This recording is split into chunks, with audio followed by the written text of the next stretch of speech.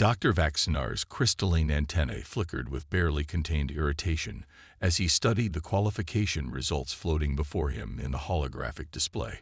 The prestigious Galactic Academy's quantum maze trials had never seen anything like this in its 1,000-year history. His fourth set of eyes blinked rapidly, focusing on the anomalous data point that threatened to upend centuries of established scientific doctrine. "Impossible," he muttered, his translucent fingers dancing across the neural interface. "Run the verification sequence again." The AI complied instantly, but the results remained unchanged. Sarah Chen, a human maintenance technician, had somehow triggered the maze's recognition protocols during a routine repair operation. The system had registered her neural patterns as qualifying for the deadliest trial in known space. The grand amphitheater of the Galactic Academy's testing complex stretched out below his office, its quantum crystalline architecture catching the light of 3 setting suns. In less than 24 hours, it would host the most prestigious event in the academic calendar, the Quantum Maze Challenge. The trial had claimed the lives of countless brilliant minds, each believing they could master its deadly complexity. A soft chime announced the arrival of his assistant, Tellar, whose gelatinous form rippled with concern. "The human has been notified of her qualification, Professor." She accepted the invitation. Vaxinar's antennae stiffened. She accepted, without knowing the mortality rate. "We included all standard disclaimers." Tellar's surface rippled with uncertainty. She said, and I quote, "Sounds more interesting than fixing quantum condensers all day." The professor turned to gaze out at the maze's exterior, a massive structure of shifting dark matter and quantum uncertainties. Its surface rippled like oil on water, occasionally revealing glimpses of the infinite possibilities contained within.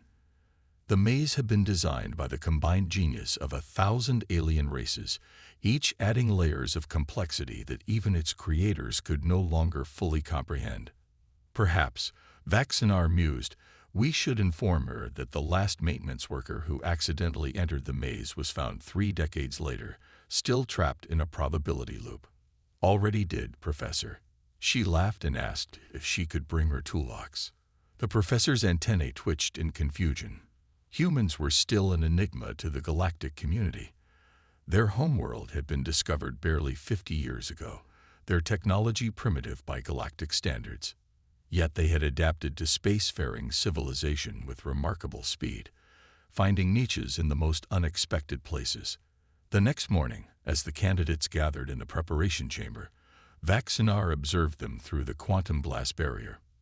The usual array of exceptional specimens had arrived.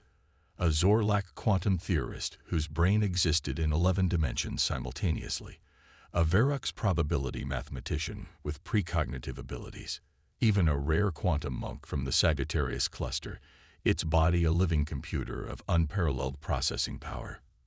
And then there was Sarah Chen. She stood among them, a small figure in a standard-issue maintenance uniform, her toolbox placed neatly at her feet. Her dark hair was pulled back in a practical ponytail, and she was reading the maze's safety warnings with the same casual interest one might show a menu at a coffee shop. The quantum maze, Vaxinar began his traditional opening speech, his voice resonating through the chamber, is not merely a test. It is an exploration of the fundamental nature of reality itself. Within its boundaries, probability becomes fluid. Causality becomes suggestion rather than law. Time itself becomes... "Excuse me, Professor." Sarah's hand was raised, her expression curious. "Quick question about the maze's quantum field generators. Are they the standard Heisenberg 90 models or the newer Schrödinger series?" The professor's speech faltered. In 1,000 years, no one had ever interrupted the opening ceremony to ask about the maintenance specifications. "They are the Heisenberg 90s," he answered, bewildered. "Ah, thought so." She nodded, making a note on her tablet. "Those models tend to develop recursive feedback loops in their probability matrices after about 6 hours of continuous operation. Just something to keep in mind." The other candidates stared at her with a mixture of confusion and disdain. The quantum monk's calculations actually stuttered, creating a brief temporal hiccup that caused everyone in the room to experience the last 3 seconds twice. Vaxinar cleared his throat, attempting to regain control of the ceremony. As I was saying, the maze will test not just your intelligence, but your very understanding of reality. Many have entered. Few have survived. None have mastered it. Yet, Sarah added cheerfully, checking the charge on her diagnostic scanner. The professor chose to ignore this interruption. You will have 6 hours to reach the center of the maze. If you fail, the consequences will be severe. The maze begins in exactly 100 seconds. Prepare yourselves. As the candidates made their final preparations, Vaxinar observed Sarah with growing curiosity. While the others meditated, performed complex calculations, or aligned their quantum states, she was methodically organizing her tools and reviewing maintenance logs on her tablet. The maze's entrance arised open, a void of swirling possibilities beckoning them forward. The Zorlak theorist immediately split into 11 quantum states, each version entering the maze simultaneously. The Verux mathematician's eyes glazed over as he calculated future probabilities. The quantum monk began to hum, its body transforming into pure information. Sarah Chin picked up her toolbox, gave it a little pat, and walked into the maze as if she were starting another maintenance shift. Vaxinar's antennae drooped slightly. He had just allowed a human maintenance worker to enter the deadliest quantum construct in the galaxy armed with nothing but a standard-issue toolbox and an inexplicably casual attitude. The next 6 hours promised to be very interesting indeed. Inside the maze, reality fractured like shattered glass. Pathways twisted through impossible geometries, probability waves collapsed and reformed with each step, and time flowed in multiple directions simultaneously. The quantum monk's humming echoed through dimensions that shouldn't exist, while the Zorlak's 11 quantum states explored parallel possibilities. Sarah Chen stopped just inside the entrance, her boots planted firmly on what appeared to be solid ground. She pulled out her diagnostic scanner and frowned at the readings. "Well, that's not up to code at all," she muttered, making a note on her tablet. The maze's reputation for deadly outcomes wasn't exaggerated. Already, she could see the Verux mathematician's precognitive calculations failing spectacularly. He had attempted to plot all possible paths through the maze simultaneously, but the quantum uncertainty was so intense that his predictions were collapsing faster than he could generate them. His frustrated growls echoed through several probability streams at once. Above them, in the observation chamber, Dr. Vaxinar watched with growing fascination. The human hadn't moved from her initial position, yet his instruments showed she was somehow affecting the maze's quantum field. The readings made no sense. She appeared to be doing nothing while simultaneously doing something. "Professor," Tellar's gelatinous form rippled with concern. "The human's neural patterns are unusual." Vaxinar's antennae twitched as he studied the data. While the other contestants projected complex quantum signatures as they attempted to manipulate the maze, Sarah's readings were remarkably simple, almost too simple. Back in the maze, Sarah finally moved. But instead of pushing forward like the others, she crouched down and placed her hand against the shifting floor. Her eyes narrowed as she felt the subtle vibrations running through the quantum crystalline structure. 3.7 microsecond pulse pattern, she said to herself, pulling the simple resonance meter from her toolbox. Standard maintenance protocol says to check for harmonic disruptions in any quantum field generator showing irregular oscillation patterns. The quantum monk, its body now a living stream of pure computation, paused in its calculations to observe her. The concept of checking for maintenance issues in a quantum reality maze designed to test the limits of intelligence seemed inefficient. Yet something about the human's methodical approach tickled the edges of its vast consciousness. Meanwhile, the Zorlak's 11 quantum states were having increasing difficulty maintaining coherence. The maze's shifting reality was interfering with their ability to share information across dimensional boundaries. One by one, the quantum states began to collapse, forcing the alien to retreat to a single form. Fascinating. Sarah commented, making another note. The maze's quantum field is actually responding to their attempts to solve it. The more complex the approach, the more complex the response. She pulled out a simple phase spanner from her toolbox and held it up to the light. I wonder. Dr. Vaxinar's fourth set of eyes widened as he watched the human's next move. Instead of attempting to navigate the maze's quantum pathways, she began examining the field generator access panels hidden within the maze's structure, panels that weren't supposed to be visible to contestants. Professor, Tellar's voice carried a note of alarm. She's accessing maintenance protocols that shouldn't be accessible during a trial. No, Vaxinar corrected, his antennae quivering with sudden understanding. She's accessing maintenance protocols that we never thought anyone would consider accessing during a trial. There's a difference. The Verux mathematician had retreated to a corner, his precognitive abilities overwhelmed by the quantum chaos. The quantum monk's computations were beginning to show errors as the maze's complexity exceeded even its vast processing power. The Zorlak, now confined to a single dimension, was attempting to recalibrate its quantum state. Sarah, however, was humming quietly to herself as she worked her way along the wall, occasionally stopping to take readings or make adjustments with her tools. To the observers, it appeared she was taking a leisurely maintenance walk through a routine service tunnel rather than navigating the deadliest quantum construct in known space. Tell me, Vaxinar asked his assistant, what exactly was her maintenance specialty before this? Tellar quickly accessed the records. According to her file, she specialized in quantum field generator maintenance and calibration. Specifically, she was responsible for maintaining the Academy's older Heisenberg 90 systems. The professor's antennae stood straight up in shock. The same systems we used to build the maze's quantum field network. Yes, Professor. And according to her work logs, she has personally serviced every generator in the maintenance grid at least once in the past year. Vaxinar watched as Sarah stopped at another access panel, her expression brightening as she recognized something in the quantum patterns that even he couldn't see.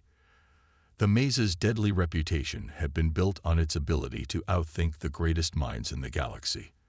But for the first time in its 1,000-year history, someone wasn't trying to outthink it. She was trying to fix it. The implications were staggering.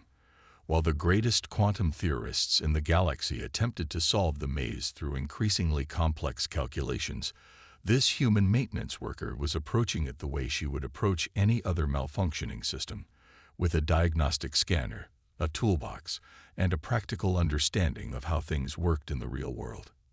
Professor, Tellar's surface rippled with unprecedented urgency. She's accessing the maze's primary maintenance grid. Should we stop her? Vaxinar watched as Sarah made another adjustment, causing a cascade of quantum possibilities to suddenly stabilize around her. No, he said quietly. I believe we're about to learn something very important about the nature of intelligence itself. 2 hours into the trial, the observation chamber had fallen into a stunned silence. The assembled academics and scientists watched as their most fundamental assumptions about intelligence and problem-solving crumbled before their eyes. The quantum monk had given up on pure computation and was now attempting to meditate, its body flickering between states of matter and energy. The Zorlak theorist had retreated to a corner, all 11 of its dimensional aspects thoroughly confused. The Verux mathematician had developed a severe headache from trying to predict the unpredictable. And Sarah Chen was teaching herself to whistle. The simple tune echoed through the maze's quantum corridors, matching the frequency of the field generator's oscillation patterns.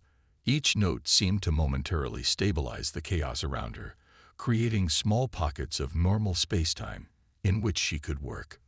Professor, Tellar's gelatinous form had developed stress ripples. She's not even trying to reach the center. According to these readings, she's performing routine maintenance. Dr. Vaxinar's antennae hadn't stopped twitching for the past hour. She's doing more than that, he said, his fourth set of eyes fixed on the quantum field readings. She's learning the maze's maintenance patterns, like learning a new dialect of a familiar language. In the maze, Sarah paused at another access panel, her diagnostic scanner revealing layers of quantum complexity that had built up over centuries. She recognized these patterns. They were similar to the issues she'd faced in her first week at the academy, when she'd had to clean up after a quantum physics experiment gone wrong in the undergraduate labs. "You know," she said to no one in particular, her voice carrying through the maze's monitoring systems, "this reminds me of the time the quantum coffee maker in the faculty lounge went haywire. Turned every cup of coffee into a probability wave of all possible coffee drinks simultaneously. Took me 3 days to sort that one out."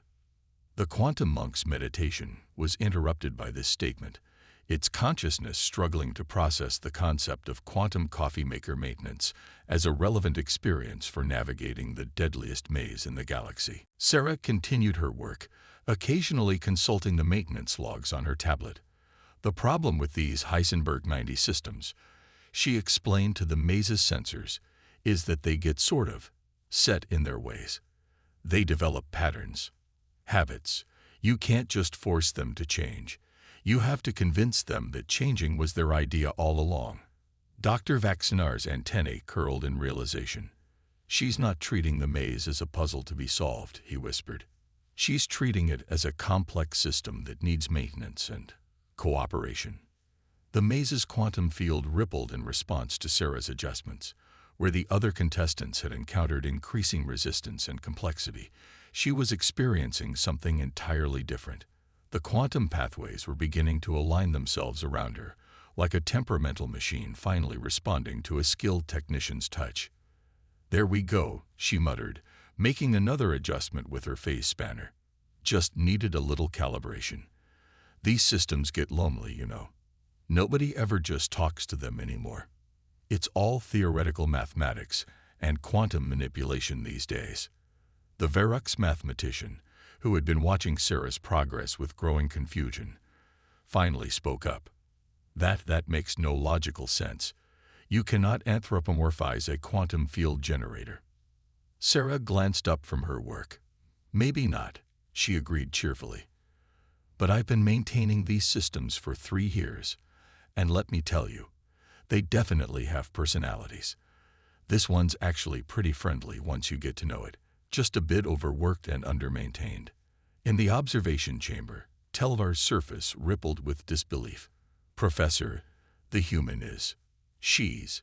The maze is responding to her as if it were a routine maintenance cycle rather than a deadly challenge." Dr. Vaxnar's multiple eyes blinked in sequence as he processed this information. The maze had been designed to adapt to and counter any attempt to solve it through pure intelligence or computational power. But it had no protocols for dealing with someone who simply wanted to help it run better. The quantum field readings were unprecedented. Areas of the maze that had been chaotic for centuries were beginning to show stable patterns. Probability waves that had defied prediction were settling into regular oscillations. The maze wasn't fighting Sarah's efforts, it was accepting them. "She's not trying to beat the maze," Vaxinar realized aloud. "She's trying to help it function more efficiently, and in doing so, she's inadvertently creating a path to its center." The other contestants had noticed this too. The quantum monk's calculations had shifted from trying to process the maze's complexity to analyzing Sarah's maintenance procedures. The Zorlak's 11-dimensional brain was struggling to comprehend how this simple approach could be working where advanced quantum theory had failed. Sarah, meanwhile, had begun humming again as she worked, the simple tune synchronizing with the maze's quantum frequencies. She paused occasionally to make notes on her tablet, documenting maintenance issues she found along the way. "You know," she called out to her fellow contestants, "if any of you want to help, I could use an extra pair of hands, or quantum probability states, or whatever you've got, to hold this phase spanner steady. These old Heisenberg models can be a bit finicky during recalibration." The quantum monk, its vast consciousness humbled by the situation, actually floated over to assist. Together, they began stabilizing another section of the quantum field, the monk's pure computational nature finding new purpose in the practical application of maintenance work. Dr. Vaxinar watched this unprecedented collaboration with growing amazement. In all his years at the academy, He had never considered that the solution to mastering quantum complexity might lie not in increasing computational power or theoretical understanding, but in something as simple as basic maintenance skills and a practical approach to problem solving. The maze's deadliest feature had always been its ability to reflect and amplify the complexity of those who attempted to master it. But against Sarah's simple, practical approach, it had no defense. How could it complicate something that wasn't trying to be complex in the first place? As the third hour of the trial began, Sarah checked her diagnostic readings and smiled. "Well," she announced to the monitoring systems, "I think we're about ready for a full system restart. Fair warning, everything's going to get a bit weird for a minute." In the observation chamber, alarms began to sound. The observation chamber erupted into chaos as warning signals flashed across every monitor. The maze's quantum field was showing unprecedented fluctuations, its carefully maintained patterns of complexity beginning to shift and realign themselves in ways that the system had never been programmed to handle. "She's initiating a complete quantum field reset," Dr. Vaxinar announced, his multiple eyes wide with disbelief. That's not even supposed to be possible during an active trial. Should we terminate the experiment? Tellar's gelatinous form had contracted with anxiety, creating small temporal distortions around its edges. The professor's antennae twitched as he studied the readings. "No," he said finally. "She knows exactly what she's doing, I think." Inside the maze, Sarah had assembled an unlikely maintenance crew. The quantum monk's computational abilities were being put to use monitoring power fluctuations, while the Zorlak's 11-dimensional awareness helped track quantum field stability across multiple planes of existence. Even the Verux mathematician had joined in, his precognitive abilities now focused on predicting potential system failures rather than trying to solve the maze itself. "All right, everyone," Sarah called out, her voice steady as she made final adjustments to her diagnostic equipment. "When I initiate the reset, we're going to have about 3 nanoseconds where every quantum possibility in the maze exists simultaneously. It's going to feel a bit strange, but don't worry. I've done this dozens of times with the Academy's backup generators." The Verux mathematician's antennae twitched nervously. "Define strange." "Well," Sarah said, checking her readings one last time, "we're technically going to exist in all possible states at once for a moment. Might experience a few lifetimes in alternate realities. Nothing too unusual." The quantum monk's form flickered with what might have been a chuckle. After hours of failing to comprehend the maze through pure computation, the idea of simply turning it off and on again seemed almost elegantly absurd. In the observation chamber, the assembled academics watched in fascinated horror as Sarah connected her diagnostic tools to the maze's primary control systems. What they were witnessing defied every principle of quantum mechanics they had ever studied. The maze wasn't just accepting her maintenance protocols, it was actively cooperating with them. "Beginning reset sequence," Sarah announced, her fingers dancing across her tablet's interface. "And 3, 2, 1. Reality hiccuped. For an infinitesimal fraction of a second that somehow lasted several eternities, every possible configuration of the maze existed simultaneously. The contestants experienced lifetimes in dimensions that hadn't existed moments before. The quantum monk gained and lost enlightenment countless times. The Zorlak's 11 dimensions became an infinite number and then collapsed back again. In the observation chamber, Dr. Vaxinar and the other observers experienced their own moment of quantum uncertainty. Each of them simultaneously lived through every possible outcome of their lives, including ones where they had made very different career choices. And then, with a soft chime that somehow managed to sound apologetic, the maze's systems came back online. The quantum field stabilized into a configuration that no one had seen before. The maze's formerly chaotic pathways had resolved themselves into a surprisingly straightforward layout. The deadly quantum traps and probability loops that had claimed so many lives over the centuries had been transformed into clearly marked maintenance access routes. Sarah checked her diagnostic scanner and nodded with satisfaction. "There we go. Clean boot up, all systems nominal, Quantum field stability at 99.9%. Not bad for a 1,000-year-old system. The other contestants stared in amazement as the path to the maze's center became obvious, not because it was simple, but because they could finally see it for what it really was, a quantum maintenance access route that had been obscured by centuries of accumulated complexity. "You know," Sarah said, packing her tools back into her box, "we could probably optimize this whole setup. Get rid of some of these redundant quantum loops, maybe install a proper diagnostic system. Could make future maintenance a lot easier." The quantum monk, its vast consciousness still processing the implications of what had just happened, managed to form a question. "You fixed it?" "Well, yeah," Sarah shrugged. "That's kind of my job. Though I should probably file a report about all these safety violations. Operating a quantum field generator this complex without regular maintenance checks. Someone could have gotten hurt." In the observation chamber, Dr. Vaxinar's antennae had tied themselves into knots. The deadliest trial in the galaxy, the ultimate test of intelligence and quantum mastery, had just been reduced to a routine maintenance operation by a human with a toolbox and a practical approach to problem solving. "Professor," Tellar's voice was unusually quiet. "She's heading towards the center. Should we stop her?" Vaxinar watched as Sarah led her makeshift maintenance crew along the newly stabilized pathway, still making notes about potential system improvements on her tablet. The maze's quantum field readings had never been so stable in its entire 1,000-year history. "No," he said finally, his multiple eyes blinking in sequence. "I believe we are witnessing something far more important than a mere trial completion. We are seeing the triumph of practical experience over pure theory, of simple solutions over complex problems." As Sarah and her unlikely team approached the maze's center, she paused to make one final adjustment to a particularly temperamental quantum relay.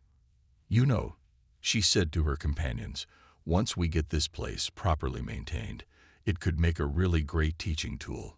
Show students how quantum fields actually work in practice, not just in theory." The quantum monk, the Zorlak, and the Verux mathematician found themselves nodding in agreement. In the past few hours, they had learned more about practical quantum mechanics than in all their years of theoretical study. The maze's center was now just ahead, its quantum barriers parted like welcoming doors. Sarah checked her watch and smiled. Still got 2 hours left on the clock. Plenty of time to start on that maintenance backlog. 1 week after the unprecedented completion of the quantum maze trial, Dr. Vaxinar stood before the Galactic Academy's High Council, his antennae still occasionally twitching from the lingering effects of quantum probability exposure. The chamber was packed with representatives from every major scientific institution in the galaxy, all drawn by the news of what many were calling the maintenance incident. "In conclusion," he said, his multiple eyes scanning the assembled dignitaries, "we must accept that our understanding of intelligence and problem-solving has been incomplete."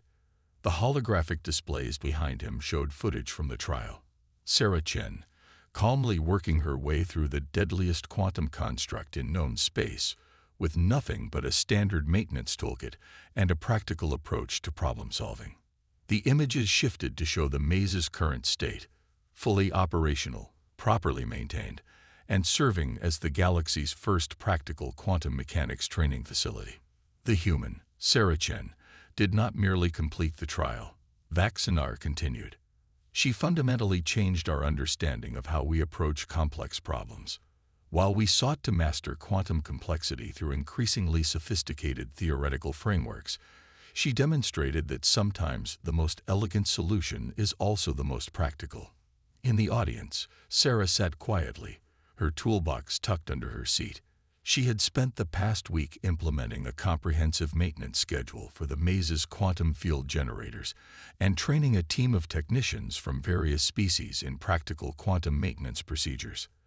The High Council's chair being a collective consciousness housed in a crystalline matrix, pulsed with curiosity. And what of the other contestants? How have they responded to this unconventional resolution? Vaxinar's antennae straightened with pride. They have become her first students, The quantum monk has integrated practical maintenance procedures into its computational processes. The Zorlak's 11-dimensional awareness is now focused on understanding the practical applications of quantum theory rather than just its abstract principles. Even the Verux mathematician has begun incorporating real-world experience into his probability calculations. The footage showed the transformed maze, now a hub of activity where theoretical physicists worked alongside maintenance technicians, each learning from the other. The deadly quantum traps that had once claimed so many lives now served as practical demonstrations of quantum principles. But perhaps most significantly, Vaxinar said, his voice softening, "We have discovered something about the nature of intelligence itself. We had assumed that advancing civilization meant increasing complexity, that solving greater problems required more sophisticated solutions. Sarah Chen proved that sometimes the opposite is true." In her seat, Sarah was making notes on her tablet, already planning improvements to the maze's training programs. The quantum monk, now serving as her teaching assistant, hovered nearby, its consciousness seamlessly blending pure computation with practical experience. The maze was designed to be unsolvable, Vaxinar concluded, because we assumed that any solution would have to be more complex than the problem itself.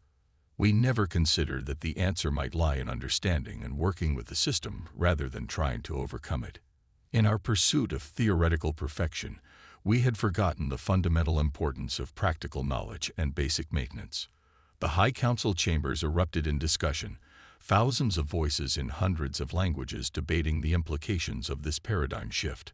But above the chaos, a simple question from a junior researcher cut through the noise. Does this mean we need to revise our definition of intelligence? Dr. Vaxinar's antennae curled in amusement. Perhaps, he said, we need to revise our understanding of wisdom. Intelligence tells us how a quantum field generator works. Wisdom tells us to check if it's been properly maintained. The laughter that rippled through the chamber transcended species and dimensional boundaries. Even the chair being's crystalline matrix resonated with appreciation. In the following months, the Galactic Academy underwent a transformation. New courses were added, combining theoretical knowledge with practical experience. The distinction between maintenance workers and theoretical physicists began to blur as each group learned from the other. The maze, once a deadly trial of pure intelligence, became a symbol of the power of practical wisdom. Sarah Chen was promoted to head of practical quantum studies, a newly created position that bridged the gap between maintenance and theoretical research. Her first act was to install a quantum coffee maker in her office, one that made perfect coffee across all probability streams.